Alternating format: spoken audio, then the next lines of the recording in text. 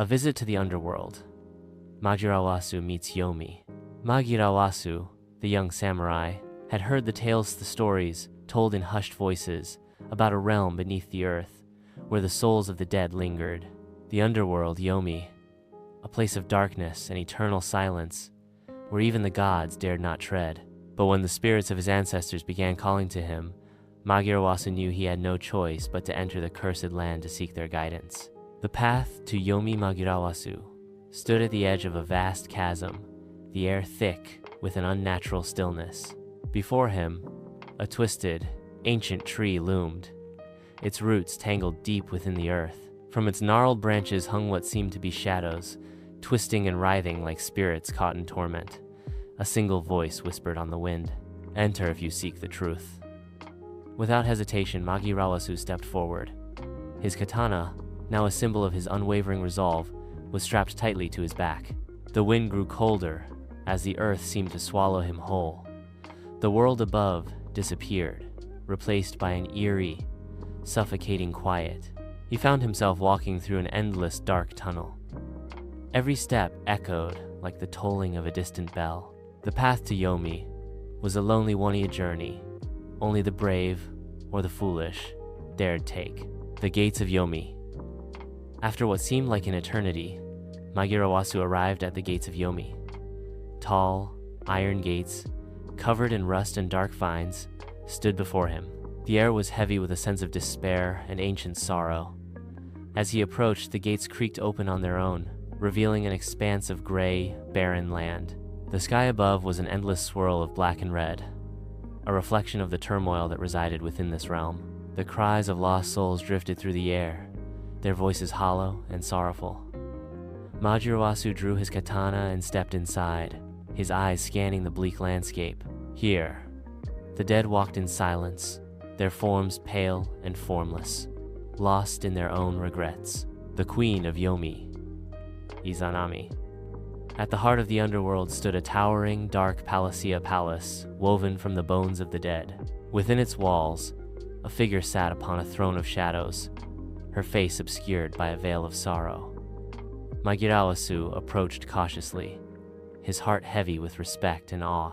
Before him sat Izanami, the queen of Yomi, goddess of death and creation.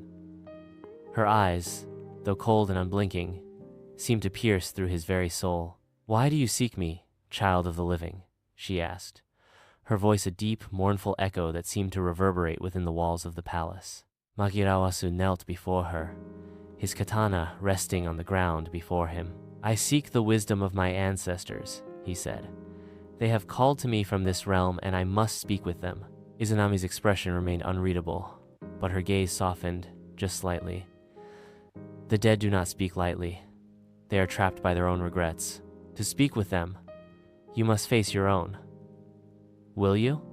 Magirawasu nodded without hesitation. He had come this far, and he would not falter now. The trial of regrets. Izanami raised her hand, and a dark mist swirled around Magirawasu. In an instant, he was surrounded by visions of failure, loss, and choices he had long since buried. He saw the faces of those he had failed to protect, the cries of innocent souls caught in the ravages of war. He saw his parents, who had perished before he could say goodbye. He saw the battles he had fought, the friends he had lost. The weight of his regrets bore down on him like 1,000 stones. The air was thick with sorrow, and for a moment, he felt himself falter, his will weakening. But then, he remembered his purpose. He gripped his katana tightly, steadying himself against the overwhelming wave of guilt. "I will not be ruled by my regrets," he said firmly. "I will honor the past, but I will not let it control me."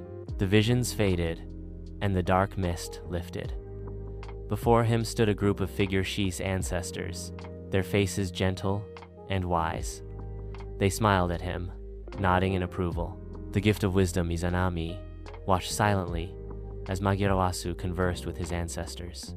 The spirits imparted their knowledge, teaching him the ways of life and death, the balance of the world, and the importance of both light and darkness in the cycle of existence. When the conversation ended, Magirawasu turned back to Izanami, who nodded in silent approval. "You have learned what you needed to learn, warrior. You may return now, But know this: life and death are two sides of the same coin. To truly protect the living, you must understand the value of the dead." With those words, the gates of Yomi slowly opened, and Magirawasu walked back toward the light. As he crossed the threshold, the heavy silence of the underworld lifted, and the cries of lost souls faded into the distance. Epilogue: Magirawasu emerged from the depths of Yomi, his heart heavier, yet wiser. He had faced his regrets, understood his purpose, and walked alongside the spirits of his ancestors. The lessons learned in the underworld would guide him as he continued his journey. The world above was, as he remembered it, filled with light, life, and hope, but now he saw it with new eyes.